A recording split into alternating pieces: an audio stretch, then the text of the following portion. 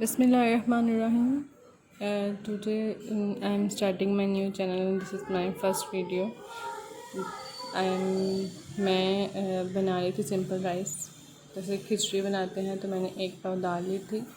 اس میں ایک کلو چاول تھے، ایک پیاز تھا، ایک ہری مرچ تھی اور جو بھی اسپائسز تھے وہ میں بھی ایڈ کرتے تھے.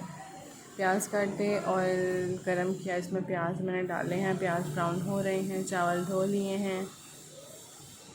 چاول دھونے کے بعد میں نے دال بھی بھگوئی ہوئی تھی. تقریباً 5-10 منٹ دال بھیگی رہی ہے چاول. اور یہاں پیاز براؤن ہو رہے ہیں. پیاز براؤن ہوئے ہیں تو میں نے اس میں اسپائسز ایڈ کیے ہیں. سب سے پہلے گرم مسالہ، ثابت زیرہ، اس میں ہری مرچیں اور جو بھی نمک، کالی مرچ اور سرخ مرچ تھے وہ ایڈ کر دیا. اس مسالے کو بھون رہی ہوں. مسالے کو بھوننے کے بعد اس میں ایڈ کروں گی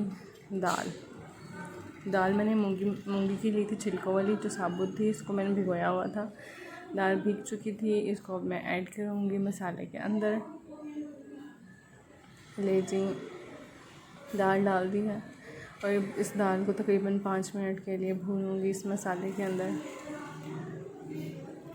دال بھون رہی ہوں. یہاں پہ میں آنچ بالکل دھیمی ہے اور دال بھون رہی ہوں. تقریباً 5 منٹ بھوننے کے بعد میں اس میں پانی ڈالوں گی. کیونکہ چاول میں نے 1 کلو لیے تھے تو 1 کلو کے حساب سے اس گلاس کے ذریعے ہم 5 گلاس بنتے تھے. تو میں نے تقریباً 4 گلاس ڈالا تھا کیونکہ چاول بھیگے ہوئے تھے پہلے سے ہی. اور میں اب ڈال رہی ہوں پانی 4 گلاس ایکول، نہ زیادہ نہ کم.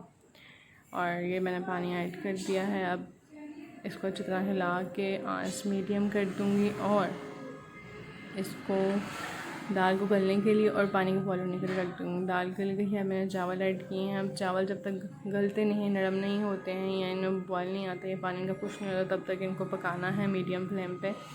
لیکن ہمارا پانی خشک ہو گیا ہے اور اب ہم نے دھیمی آنچ پہ بالکل 10 منٹ کے لیے دم پہ رکھ دیے ہیں چاول.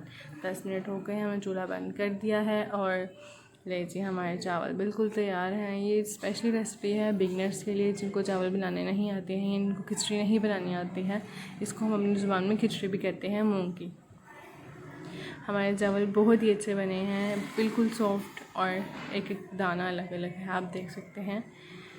تو آپ کو اگر ہماری ویڈیو اچھی لگی ہے تو آپ ہماری ویڈیو کو لائک کریں، شیئر کریں اور ہمارے چینل پہ آنے والے لوگ پلیز ہمارے چینل کو سبسکرائب بھی کریں اور انجوائے بھی کریں ہماری اس ریسیپی کو.